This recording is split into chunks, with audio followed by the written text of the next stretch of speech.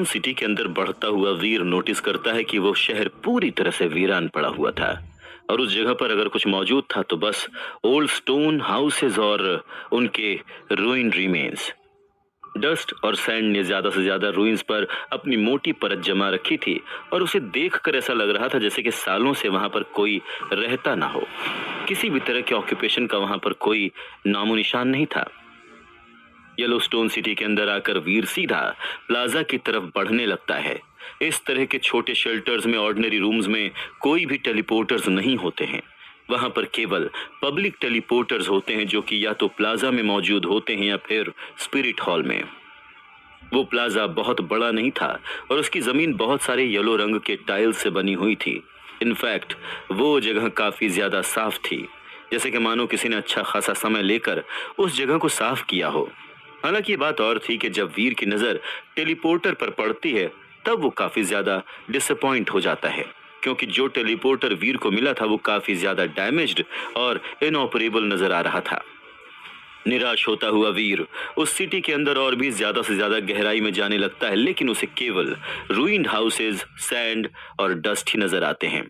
वहां पर मौजूद हाउसेज बस केवल 2 माले के बिल्डिंग्स जितने ही लंबे थे, लेकिन वहां पर एक स्पिरिट हॉल मौजूद था और वीर ये बात बिल्कुल भी नहीं जानता था कि उस हॉल में 4 माले की बिल्डिंग जितना लंबा एक मेल स्पिरिट वहां पर बीचों बीच बंधा हुआ बाकी सबसे अलग नजर आ रहा था। नहीं, अंदर मत जाओ, अभी इसी समय इस जगह को छोड़ दो।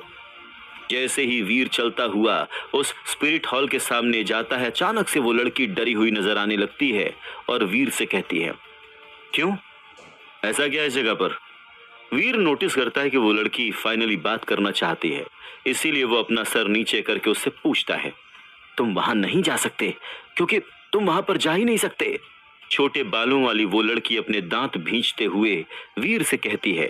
वीर नोटिस करता है कि उस लड़की ने एक बार फिर से बकवास करना शुरू कर दिया है, इसीलिए वो उसे इग्नोर करता हुआ आगे बढ़ने लगता है। स्टॉप, अंदर मत जाओ, वहां पर अंदर एक बहुत ही स्केरी स्पिरिट मौजूद है। छोटे बालों वाली वो लड़की जल्दी से चिल्लाते हुए कहती है और उसकी बात सुनकर वीर की आईब्रोज सिकुड़ जाती हैं। ये क्या बात कर रही हो तुम? ये तो कितना छोटा सा शेल्टर है, ज्यादा से ज्यादा ये एक नोबल शेल्टर होगा, तो फिर इस छोटे से शेल्टर पर आखिर किस तरह की स्केरी स्पिरिट मौजूद होगी? इसके अलावा चलो एक वक्त के लिए मैं मान भी लूं तुम्हारी बात कि इस जगह पर एक स्केरी स्पिरिट मौजूद भी है, तो फिर उस स्केरी स्पिरिट के रहते हुए तुम किस तरह से इस जगह के अंदर बाहर टेलीपोर्ट करने में कामयाब हो जाती हो? अपनी आईब्रोज सिकोड़ता हुआ वीर उस लड़की से पूछता है।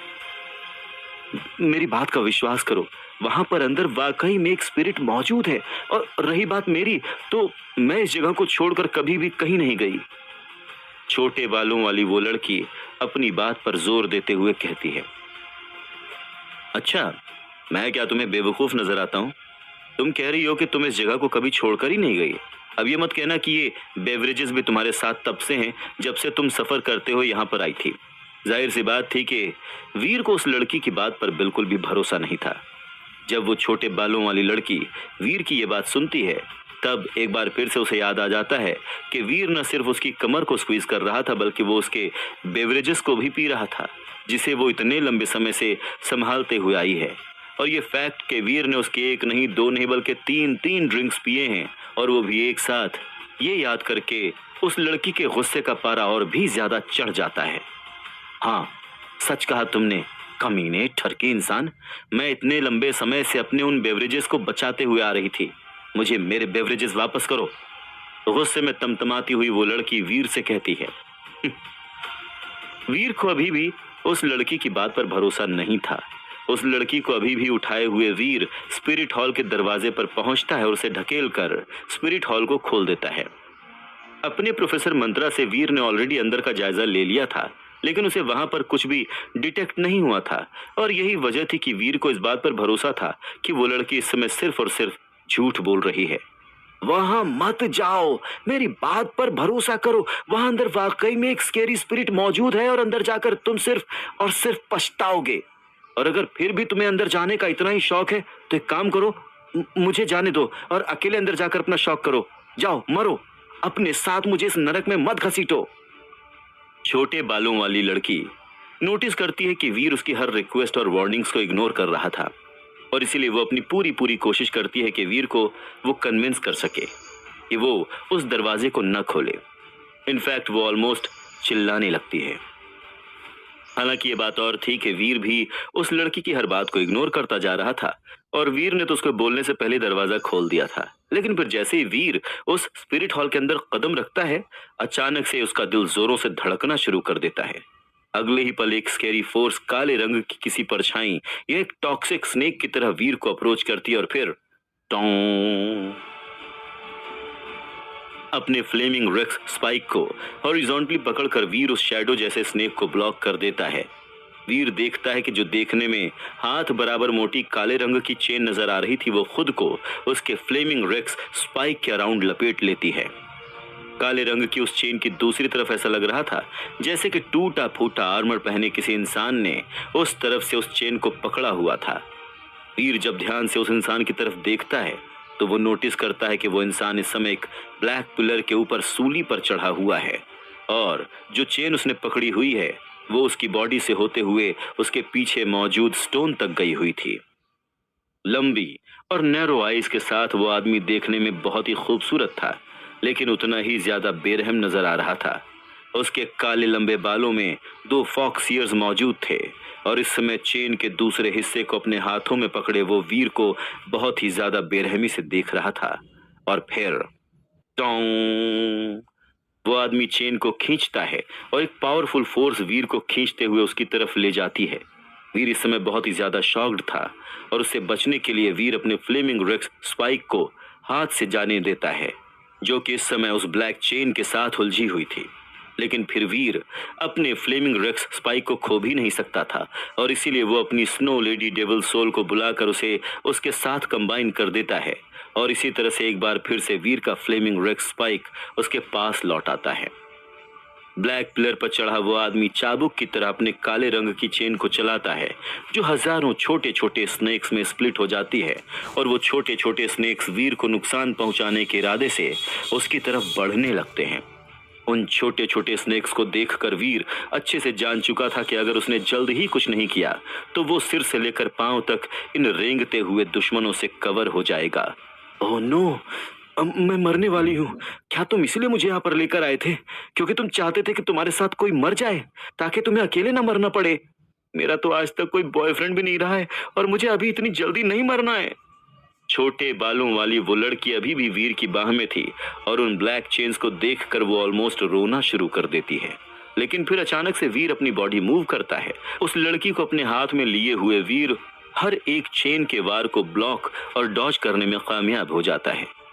वीर को इस तरह से अपने हर एक अटैक को डॉज और ब्लॉक करता हुआ देखकर उसका अटैकर काफी ज्यादा स्पूक्ड नजर आने लगा था, और इसीलिए वो एक बार फिर से अपनी चेन लैश करता है।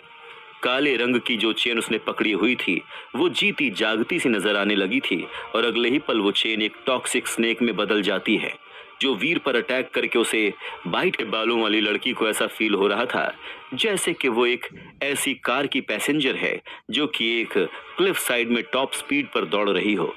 किसी भी सेकंड वो कार ट्रिप हो सकती है और उसे नीचे जमीन पर फेंक सकती है। और ये सोचकर ही छोटे बालों वाली उस लड़की की आंखों में आंसू आने लगते हैं। लेकिन वो लड़की ये नहीं जानती थी कि वीर के पास उस आदमी के अटैक्स को डॉज करने की स्किल्स मौजूद थी। साथ ही साथ वीर ये भी जानता था कि अगर उसने उस छोटे बालों वाली लड़की को अपने खुद पर छोड़ दिया तो वो पलक झपकते ही उस चेन के द्वारा स्नैच कर ली जाएगी। लेकिन फिर भी उस लड़की के लिए इस तरह से वीर के द्वारा पकड़े जाने और अपनी जान को पूरी तरह से उसके हाथों में दे देना किसी भी और इमेजिनेबल चीज से कहीं ज्यादा खतरनाक था। लेकिन वीर के चेहरे पर अब उदासी नजर आने लगी थी, और वो ऑलरेडी अपने प्रोफेसर मंत्रा को मैक्सिमम लेवल पर पुश कर रहा था।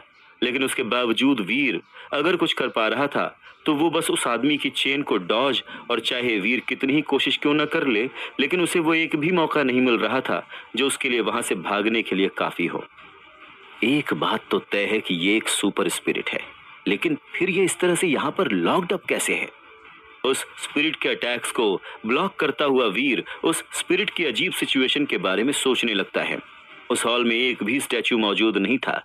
बस एक काले रंग का पिलर मौजूद था और वहां पर दो काले रंग की चेन्स मौजूद थीं, जहां पर एक चेन एक हाथ के बराबर मोटी थी।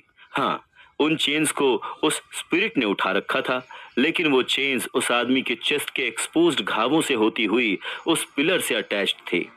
उस आदमी के मूवमेंट में 1 मीटर की भी लीनियंसी नहीं थी, और जो चेन वो इस्तेमाल कर रहा था वो उन्हीं दो चेन्स में से एक थी जिसने उस स्पिरिट को पिलर से बांध कर रखा हुआ था।